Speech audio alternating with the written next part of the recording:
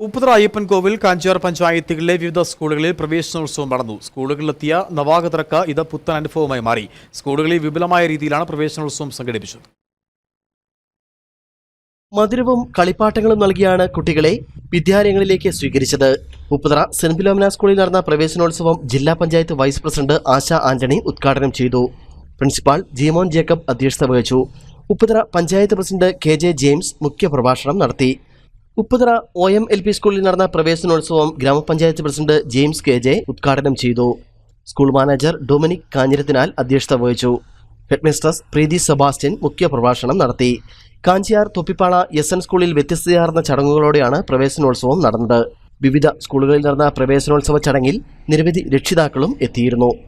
News bureau, Kanchiyar.